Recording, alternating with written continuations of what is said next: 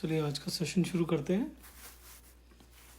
हम अपना सेशन शुरू करते हैं मंगलाचरण प्रेयर्स के साथ। ओम ज्ञानतिमिरन्धस्य ज्ञानञ्जनशलाकया चक्षुरुन्मिलितं येन तस्मै श्रीगुरुवे नमः। श्रीचैतन्यमनोभीष्टं स्थापितं येन भूतले स्वयं रूपकदा मह्यं ददाति स्वपदान्तिकम्। वन्देऽहं श्रीगुरो श्रीयुतपदकमलं श्रीगुरुन् वैष्णवांश्च श्रीरूपं साग्रजातं सहगणरघुनाथान्वितं तं सजीवं साद्वैतं सावधूतं परिजनसहितं कृष्णचैतन्यदेवं श्रीराधाकृष्णपदान् सहगणललिता श्रीविशाखान्वितांश्च। हे कृष्ण करुणा सिन्धु दीनबन्धु जगत्पते गोपेश गोपिकान्त राधाकान्ता नमोऽस्तुते। तप्त कांचन गौरांगी राधे वृंदावनेश्वरी वृषभानुसुत देवी प्रणमामि हरिप्रिये।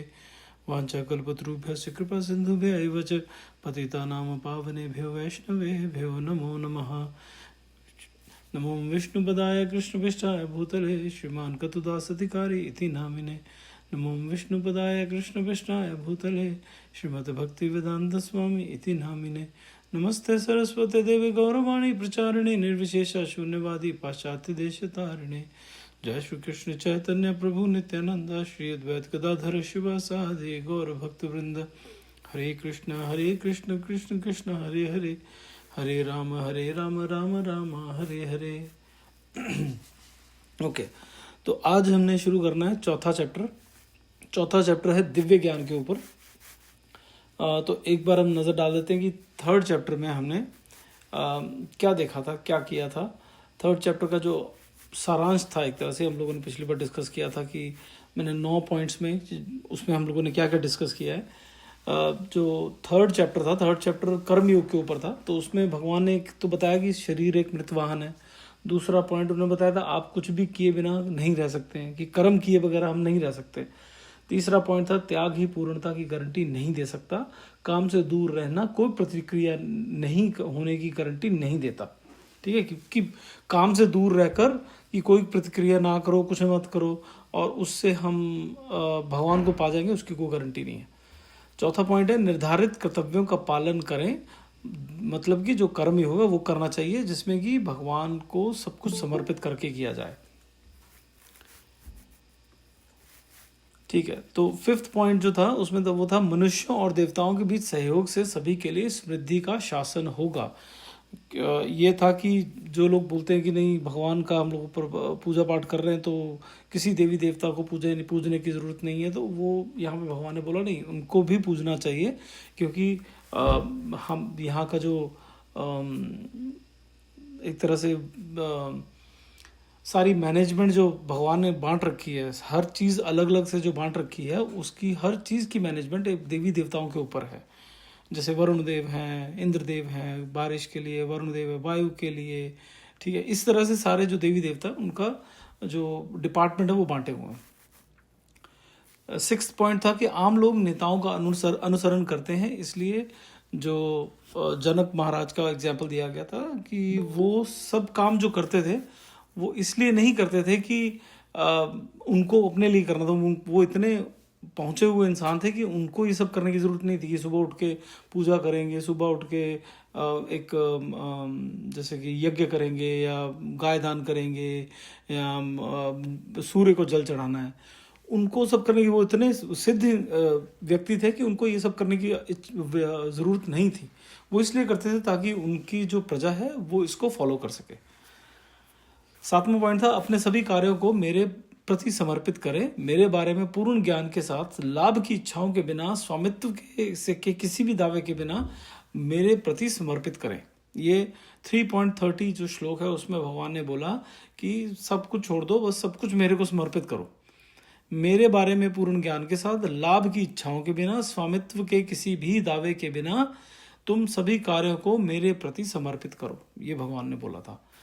फिर 8th पॉइंट था ईश्वर का प्रेम भौतिक प्रकृति के संपर्क में आने पर वासना में बदल जाता है। ये बड़ा इंटरेस्टिंग पॉइंट हम लोगों ने डिस्कस किया था कि भगवान ने बोला कि जब हम, बिकॉज हम तो हैं सच्चिदानंद, मतलब हम लोग निरंतर, मतलब हम अमर हैं, हम लोग कभी ख़त्म नहीं होते हैं, हम लोग हमेशा से हैं। जब से सृष्टि है जिसका कोई पता नहीं कब से है, तब से हम लोग भी हैं। तो हम हमेशा एक जो फन जिसको बोलते हैं, आनंद होता है, आनंद की तरफ भागते हैं हम लोग।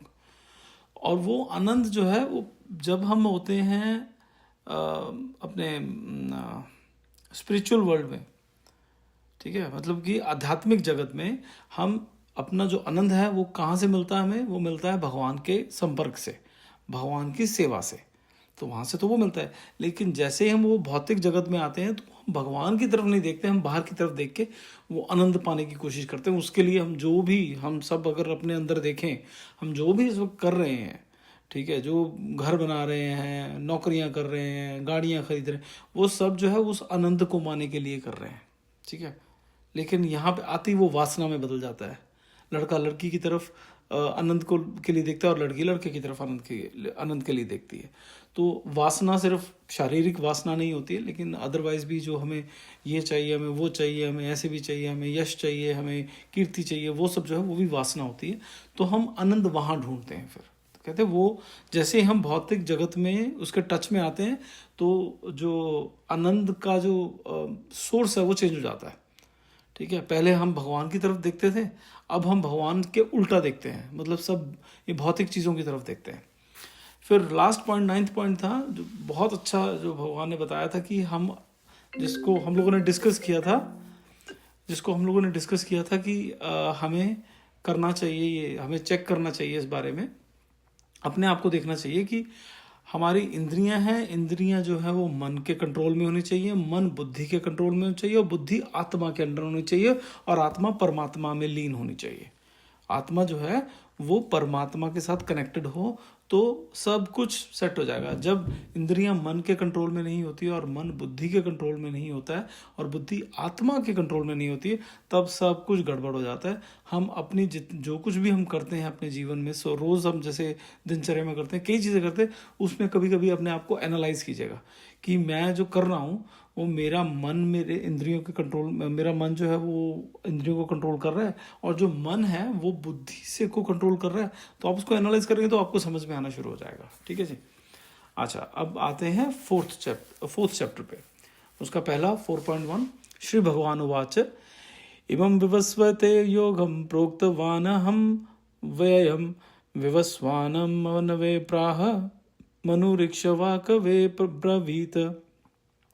भगवान श्री कृष्ण ने कहा, मैंने इस अमर योग विद्या का उपदेश सूर्यदेव विवस्वान को दिया, और विवस्वान ने मनुष्यों के पिता मनु को उपदेश दिया, और मनु ने इसका उपदेश इक्ष्वाकु को दिया, ठीक है। तो भगवान यहाँ कह रहे हैं कि मैंने ये जो योग विद्या है, ये अमर योग विद्या है, इसको सूर्यदेव को दिया था मैंने, ठीक है।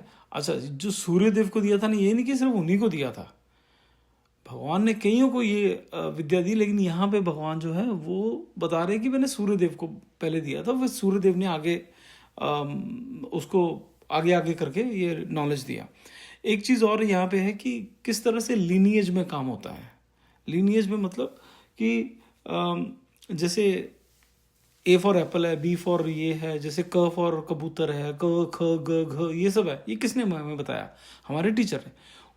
हमारे टीचर को किसने बताया? उसके टीचर ने। उसके टीचर को किसने बताया? उनके टीचर ने। ऐसे अगर आप ऊपर जाते रहेंगे, ऊपर ऊपर जाते रहेंगे, किसने किसको बताया, किसने किसने, आप पहुंच जाएंगे भगवान पे, वेदों पे पहुंच जाएंगे, ब्रह्मा जी पे पहुंच जाएंगे। ब्रह्मा जी को किसने बताया? भगवान ने बताया, ठीक है। ये होता है प्रॉपर लीनिएज, या एक हमारे ये होते हैं ना, संप्रदाय होते हैं, ठीक है। जो संप्रदाय होते हैं वो इस तरह से चलते हैं, जो ज्ञान है वो इस तरह से ऊपर से नीचे आता है। ऐसा नहीं कि कोई भी खड़ा हो जाता है कहता है मैं बहुत ज्ञानी हूँ, मैं किताबें लिखूंगा और मैं बताऊंगा सबको, वैसा नहीं होता है। हिंदू धर्म में, सनातन धर्म में जो संप्रदाय हैं उनका मतलब क्या है? अभी आप देख रहे हैं इतने कुंभ और महाकुंभ, उसमें ये जो संप्रदाय हैं, अखाड़े हैं, इनका मतलब क्या है? इनकी ज़रूरत क्या है? बहुत सारे रीजन होते हैं इनकी ज़रूरत है, लेकिन सबसे ज़रूरी काम जो होता है वो होता है इस दुनिया में, इस जगत को, हम जैसे लोगों को ज्ञान देना। और वो ज्ञान अपना ज्ञान नहीं होता उनका, उनके गुरु का ज्ञान होता है। और उनके गुरु का ज्ञान भी अपना ज्ञान नहीं, तो वो उनके गुरु का होता है। और ऐसे उनके गुरु का करते जाएंगे तो वो आप ब्रह्मा जी तक या भगवान श्री कृष्ण तक पहुंच जाएंगे, ठीक है। तो ये है संप्रदाय। तो ये यहाँ पे लिखकर कैसे बोल रहा है, यहाँ पे भगवान बोल रहे हैं कि पहले उन्होंने सूर्यदेव विवस्वान को दिया। एक तो मैंने पहले भी हम लोगों ने बात की थी कि सूर्यदेव, इंद्रदेव, ये पोजीशंस हैं, ये नाम नहीं है किसी एक पर्सन के। जैसे president of India, prime minister of India, president of United states, ये पोजीशंस हैं।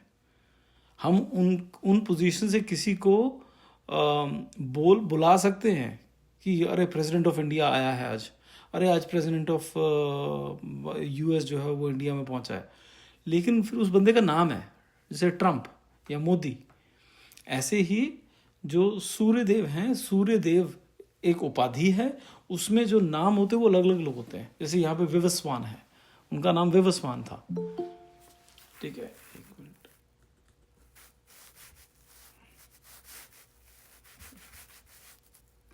हाँ जी, तो उसमें जैसे कि विवस्वान है, तो इसी तरह से इंद्रदेव का भी अलग नाम है।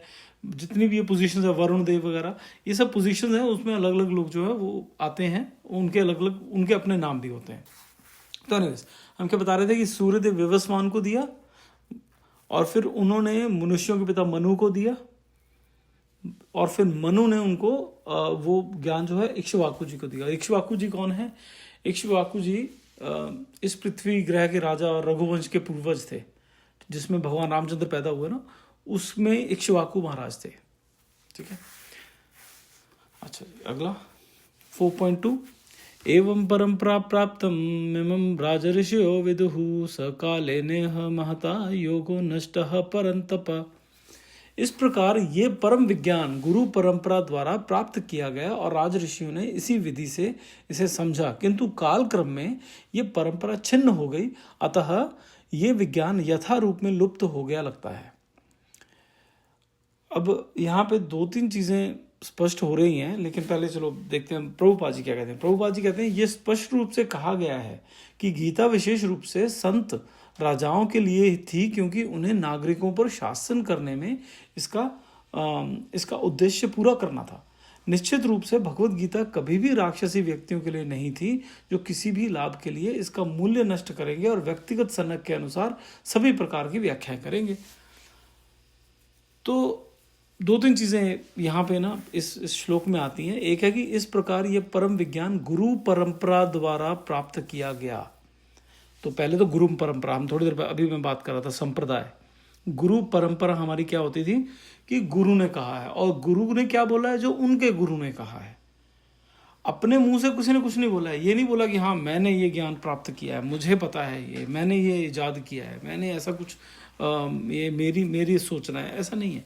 वो भगवान ने जो ज्ञान दिया, वो जैसे ये जो भगवत गीता लिखी है यहाँ पे प्रभुपाद जी ने जो भावार्थ हैं वो अपने लिखे होंगे, ठीक है, लेकिन जो उसके जो ट्रांसलेशन है और वो भावार्थ भी जो है वो अपनी समझ से लिखे, लेकिन वो समझ जो है वो उनके गुरु की समझ से अलग बिल्कुल नहीं है। जहाँ पे उनकी अपनी समझ उनके गुरु की समझ से अलग हुई तो वो परंपरा खत्म हो गई, वहाँ पे परंपरा टूट जाएगी, ठीक है।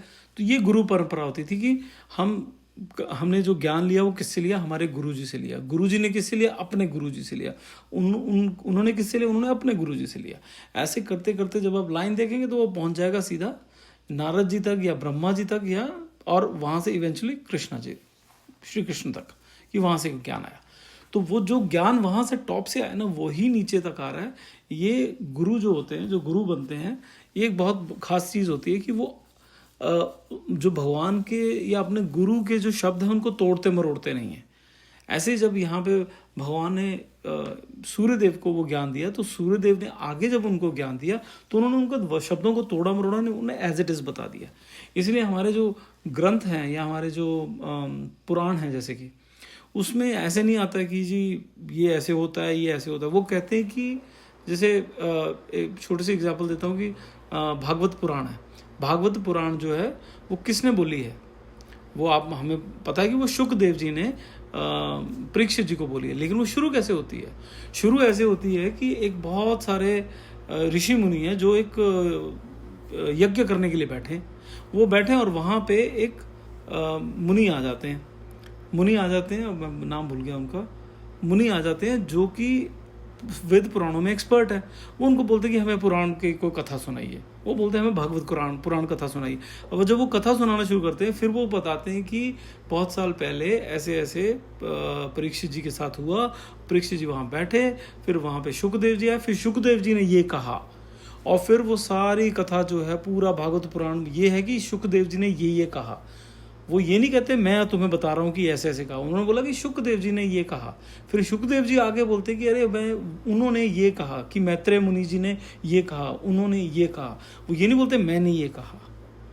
ठीक है, तो वो जहाँ से जो जिसने ये बोला है वो उनका नाम लेके वो बात करते हैं, ताकि ये एक तरह से गुरु परंपरा वाली स्थिति आ जाती है। वो दो, उनका वो गुरु नहीं है, लेकिन फिर भी वो उनके नाम से कि हाँ ये इन्होंने ऐसे ऐसे बोला था। और उन्होंने क्यों बोला था कि उन्होंने डायरेक्टली भगवान से सुना था। जैसे मैत्रेय मुनि है, उनको सीधा भगवान कृष्ण ने ज्ञान दिया था, तो वो मैत्रेय मुनि का नाम लेके कि मैत्रेय मुनि ने ये बोला। समझ रहे? तो ये है गुरु परंपरा। और दूसरा क्या है कि गया और राज ऋषियों ने इसी विधि से समझा, राज ऋषि। ठीक है, तो इसीलिए प्रभुपाद जी कह रहे हैं कि ये स्पेशली जो संत राजा होते थे ना, उनके लिए होता था ये ज्ञान, ताकि वो राज्य कर सकें। क्योंकि जब राजा उनको इसको समझ में आ जाएगा राजा को, और फिर वो अपना राज्य उस हिसाब से चलाएंगे, तो प्रजा अपने आप उसको फॉलो करेगी। जैसे एक कथा आती है, पद्म पुराण में भी कथा आती है ये, और विष्णु पुराण में भी ये कथा आती है कि एक राजा था, उसको चलो मैं छोटी सी स्टोरी में करता हूँ, बहुत लंबा नहीं खींचता। उसको एक तरह से एक बार ऐसे रियलाइज हो गया या पता चल गया कि यार जो एकादशी व्रत है उसकी महत्वता वो इतनी ज़्यादा है कि वो सिर्फ एकादशी व्रत करने से आप सीधा भगवान को प्राप्त कर लोगे, आप वैकुंठ धाम पहुँच जाओगे। तो उसने क्या कर दिया कि उसने अब एक तो आजकल का तरीका क्या होता है कि जी कॉन्फ्रेंस बुलाओ, सबको समझाओ, देखो जी ऐसे करना चाहिए, वो करना, फिर आधे लोग क्वेश्चन करेंगे, कुछ लोग को तो आंसर मिल जाएगा, तो एक क्वेश्चन में आंसर मिल जाएगा, वो उसको समझ में आ जाएगा।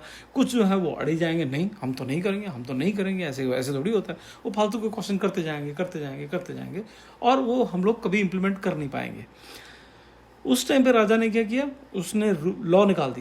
उसने लॉ निकाल दिया कि एकादशी वाले दिन किसी घर में चूल्हा नहीं जलेगा, कहीं धुआं नहीं दिखना चाहिए घर में। किसके घर में चूल्हा जलेगा? जो आई थिंक 8 साल से नीचे है और जो 80 साल से ऊपर है, और या फिर जो जिसके घर में बीमार है या जो बंदा बीमार है। उसके अलावा अगर किसी के घर में चूल्हा जला तो उसको जेल हो जाती थी, उसको दंड मिलता था, कोड़े पड़ते थे या जो भी है, उसको दंड मिलता था। उस चक्कर में क्या हुआ, सारा का सारा राज्य एकादशी करता था, कोई कुछ खाता नहीं था। ठीक है, कुछ खाता नहीं था, सबको बोला जाता है सिर्फ हरि नाम सुनना चाहिए हर घर में, और कुछ नहीं होना चाहिए, कोई काम नहीं करना उस दिन, कोई संडे नहीं, कोई मंडे नहीं, संडे करो ना करो, लेकिन उस दिन तुम्हें कोई काम नहीं करना है, उस दिन सिर्फ हरि नाम चलना चाहिए। खाने का मन करे तो फ्रूट खाओ, कुछ पकेगा नहीं, कुछ धुलेगा नहीं। तो लोग भाई ये करने लगे, और उसकी वजह से ऐसा हो गया कि सारे के सारे लोग जो हैं वो जो मरते थे वो सीधा वैकुंठ धाम, तो उस टाइम पे जो हमारे यमराज थे वो बहुत परेशान हो गए, वो चले गए ब्रह्मा जी के पास, कहते जी ऐसा है कि आप मेरी नौकरी, मैं अपना रिज़ाइन कर रहा हूँ इस नौकरी से, कोई मतलब ही नहीं है, डिपार्टमेंट ही बंद कर दो। कहते ये जो नरक का डिपार्टमेंट है इसको बंद कर दो, खाली पड़ा है नरक। कहते वही खाली क्यों पड़ा? कहते वो आपका राजा जो है उसने सारी दुनिया पे कर दिया है कि लॉ बना दिया है कि एकादशी पे सब व्रत करेंगे, और ज़बरदस्ती व्रत करवाता है वो, और उस चक्कर में लोग सारे वैकुंठ धाम जा रहे हैं। यहाँ पे नरक में कोई आ ही नहीं रहा, तो मैं तो बेला बैठा हूँ, तो मेरे में तो काम ही कोई नहीं है, तो मेरे को कहते यहाँ पे क्यों रखना है ना, मुझे कहीं और लगा दो आप। तो ये हालत हो गई थी। अभी खैर बहुत लंबी कहानी है वो, तो ये हालत हो गई थी। ठीक है, तो ये होता है जब राजा को ऐसे राज ऋषि जो होते हैं जिनको ये समझ में आ जाए तो वो आगे उस हिसाब से इम्प्लीमेंट कर सकते हैं, ताकि वो इस हिसाब से इम्प्लीमेंट करेंगे कि लोग जो हैं जिनको समझ में आ गया बढ़िया, नहीं समझ में आया वो भी, जिनको मतलब ये ज्ञान नहीं भी समझ में आता वो भी एटलीस्ट भगवान का नाम लें, और भगवान का ये जो रास्ता भगवान ने बताया वो अननोइंगली फॉलो करें, उसको बिना जाने बिना समझे उसको फॉलो करें, तब भी उनको ये फल मिलेगा ही मिलेगा। ठीक है, अच्छा फिर भगवान बोलते हैं किंतु कालक्रम में ये परंपरा छिन्न हो गई। ये क्या होता है कि गुरु परंपरा है और बीच बीच में ये टूट जाती है। ठीक है, टूट जाती, क्योंकि बहुत कुछ होता है। जैसे मुग़ल आए, मुग़लों ने बहुत कत्लेआम किया, तो पूरी परंपरा नष्ट कर दी। तो वो इस तरह से ऐसे ऐसे काम होते रहते हैं, तो वो परंपरा ख़त्म हो जाती बीच में। और जब ऐसा कुछ होता है तब भगवान आते हैं। भगवान बोलते हैं ना, वो कर्मण्येवा नहीं, कर्मण्येवा नहीं, यदा यदा ही धर्मस्य ग्लानिर्भवति भारत, कि जब जब यहाँ पे धर्म के ऊपर प्रॉब्लम आएगी, अधर्म फैलेगा, वो आएंगे। वो कैसे, क्या करेंगे आके? वो भगवान कृष्ण जैसे आए, उन्होंने क्या किया? उन्होंने शस्त्र से राक्षसों को मारा भी, और गीता का ज्ञान देके उनको, लोगों को आगे तारा भी। समझ रहे हैं? जो तो मार दिया, वो तो चलो, वो तो बिल्कुल ही गौन केस था, उनको तो मार दिया। लेकिन जो जिंदा है, वो सिर्फ उनको जिंदा रख के उनका कुछ होने वाला नहीं है। उनको भगवत गीता का ज्ञान दे के, उनको बोल के कि आप भगवत गीता को फॉलो करो, तभी उनका हारन तारा होगा, नहीं तो अदरवाइज कुछ नहीं होने वाला है। ठीक है ना? अदरवाइज जो मार दिए, जो नहीं मारे, वो एक ही बराबर है फिर। क्योंकि जो मार दिए वो जल्दी चले गए, जो नहीं मारे हैं वो थोड़ी देर बाद चले जाएंगे। लेकिन जब गीता का ज्ञान जिसको मिला, तो वो कहाँ जाएंगे उस पर फर्क पड़ता है। ठीक है, तो वो कह रहे हैं कि ऐसे परंपरा छिन्न हो जाती है, अतः ये विज्ञान यथारूप में लुप्त हो गया। लगता है कि वो लुप्त हो गया है। तो भगवान बार बार आते रहते हैं। हम लोग बोलते हैं ना 10 अवतार है भगवान के। 10 अवतार नहीं है भगवान के, वो तो चलो मुख्य कह लो, या जो बड़े पॉपुलर अवतार हैं। भगवान के करोड़ों अवतार हैं। भागवतम में शुरू में ही आता है, कहते हैं कि भगवान के एक श्लोक है जिसमें वो बोलते हैं कि भगवान के कितने अवतार हैं? भगवान के उतने अवतार हैं जितनी समुद्र में लहरें हैं। आप गिन लीजिए लहरें कितनी हैं, उतने ही भगवान के अवतार हैं। वो सिर्फ हमें नहीं पता है। जैसे कपिल महाराज भगवान के अवतार हैं, हम उनको 10 अवतार में मानते ही नहीं हैं, गिनते ही नहीं हैं, जबकि वो तो अवतार है। ऐसे बहुत सारे अवतार हैं जो टाइम टू टाइम आते हैं, और उनका हर एक का काम यही होता है कि परंपरा जो ये ख़त्म हो गई है, इसको दोबारा से शुरू करना। उनका काम यही होता है। ठीक है, जहाँ पे वो बिल्कुल ख़राब हो रहा है, गड़बड़ हो रहा है, सब कुछ भूल रहे हैं लोग, फिर वो भगवान आते हैं, फिर उसको उजागर कर देते हैं। फिर वो जैसे होता है ना, वो दिया बुझ रहा है, दिया जलाया हुआ, खंड जो जली है, दिया बुझ रहा है, तेल बिल्कुल, फिर एकदम से कोई आता है, तेल डालता है, जोत फिर से बढ़ जाती है। तो भगवान का काम वही है। ओके जी, नेक्स्ट 4.3 सा एवायं मया तेद्य योगः प्रोक्तः पुरातनः भक्तोऽसि मे सखा चेति रहस्यं हेतदुत्मम। आज मेरे द्वारा वही ये प्राचीन योग, यानी परमेश्वर के साथ अपने संबंध का विज्ञान तुमसे कहा जा रहा है, क्योंकि तुम मेरे भक्त तथा मित्र हो, अतः तुम इस विज्ञान के दिव्य रहस्य को समझ सकते हो। अब यहाँ पे भगवान वही उसी को बोल रहे हैं कि ये सारा प्राचीन जो योग है, ये ख़त्म हो गया है। ठीक है, जो परमेश्वर के साथ जो संबंध है, वह भगवान के साथ जो रिलेशनशिप है हमारा, उसको समझने का ये जो ज्ञान है, वो ख़त्म हो चुका है। तो कहते हैं मैं अब वो तुमसे कह रहा हूँ, वो क्योंकि भगवान जो वो एक तरह से दोबारा से शुरू कर रहा है। और एक और चीज़ है कि जब भगवान बोलते हैं, तो यहाँ पे तो आपको लग रहा है कि कौन कौन सुन रहा है। अगर आप ध्यान दें तो यहाँ पे आपको क्या लग रहा है, कौन कौन सुन रहा है? जब भगवान बोल रहे हैं, हमें लग रहा है सिर्फ अर्जुन सुन रहे हैं। नहीं, धृतराष्ट्र सुन रहे हैं, संजय सुन रहे हैं। याद है ना, संजय दिव्य दृष्टि, संजय तो ये सब बोल रहे हैं, संजय सुन रहे हैं, वो धृतराष्ट्र जी को बता रहे हैं। तो सिर्फ यही सुन रहे हैं क्या? नहीं, जब भी भगवान बोलते हैं तो बहुत सारे देवी देवता और बहुत सारे जो ऋषि मुनि हैं, वो दिव्य दृष्टि से अज्ञात तरीके से उनको सुनते हैं। तो जब भगवान बोलते हैं तो उसमें 1 या 2 लोग सुनने वाले नहीं होते, बहुत लोग होते हैं सुनने वाले।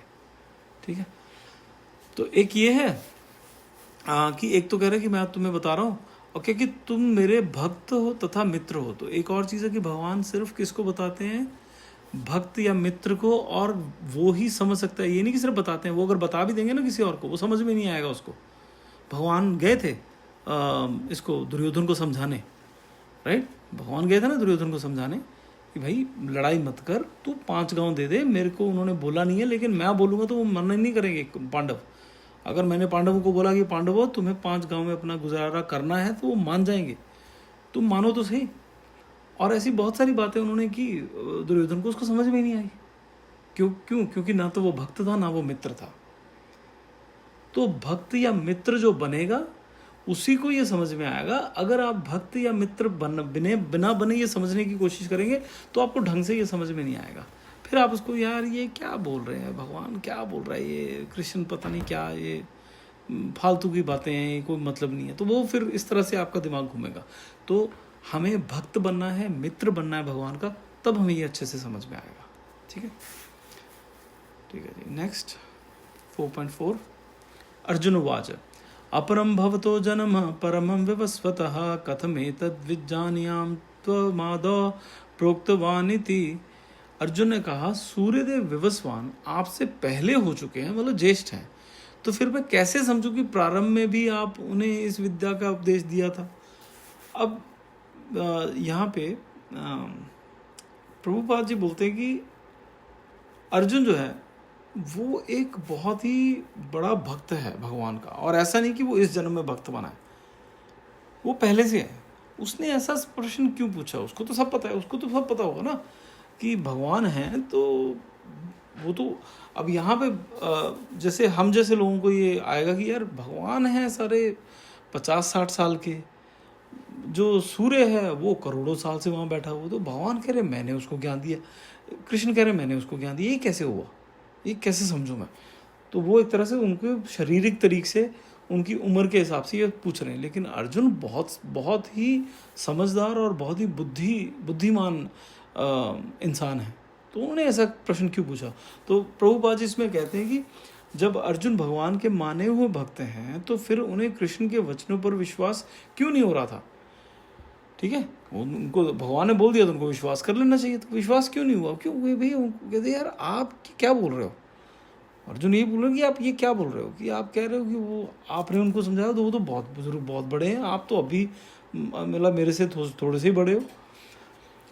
तो प्रभुपाद जी कहते हैं तथ्य ये है कि अर्जुन ये जिज्ञासा अपने लिए नहीं कर रहा है, अपितु वे ये जिज्ञासा उन सबों के लिए है जो भगवान में विश्वास नहीं करते, अथवा उन असुरों के लिए है जिन्हें ये विचार पसंद नहीं है कि कृष्ण को भगवान माना जाए।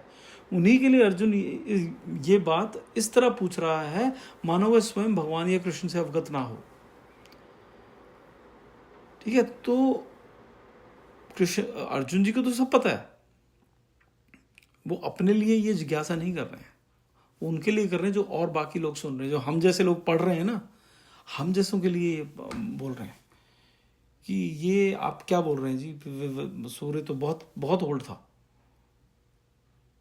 कह रहे हैं कि ये तो माने वो भक्त हैं अर्जुन, तो वो विश्वास क्यों नहीं करेंगे, वो तो करेंगे विश्वास, राइट। तो ऐसे कई बार होता है कि भक्त जो होते हैं वो ऐसे क्वेश्चन पूछते हैं जो उनको ऑलरेडी पता होते हैं आंसर, वो फिर भी पूछते हैं, वो बाकियों के लिए पूछते हैं। ओके जी, नेक्स्ट 4.5 श्री भगवान उवाच बहुनि मे वैति तानि जन्मानि तव चार्जुन तान्यहं वेद सर्वाणि न त्वं वेद तथा परंतप। श्री भगवान ने कहा तुम्हारे तथा मेरे अनेक जन्म हो चुके हैं, मुझे तो उन सब का स्मरण है, किंतु हे परंतप तुम्हें उनका स्मरण नहीं रह सकता है। तो ये अंतर है, यहाँ पे ये अंतर है आत्मा और परमात्मा में। हम कौन है, हम आत्मा, भगवान कौन है, परम आत्मा। ठीक है, वो परमात्मा है, उनको सब याद रहता है, हमें सब ज्ञान है, सब कुछ पता है हमें, लेकिन जो भौतिक जगत है, जो माया है, माया के जाल से, माया के इन्फ्लुएंस से हम लोग इफेक्ट हो जाते हैं, परमात्मा इफेक्ट नहीं होते। ठीक है, बहुत इंपॉर्टेंट है ये। परमात्मा जो है वो माया के जाल से या माया की परत से अफेक्ट नहीं होते हैं, वो अपना जो अपनी क्वालिटीज़ है उसको नहीं छोड़ते हैं, लेकिन हम लोग अपनी क्वालिटीज़ छोड़ देते हैं क्योंकि हम माया के अंडर एकदम से इन्फ्लुएंस में आ जाते हैं। तो हम हम अपना जो क्वालिटीज़ है, हमारी जो सच्चित आनंद वाली क्वालिटीज़ है, वो भूल जाते हैं, उसको छोड़ नहीं देते, हम भूल जाते हैं।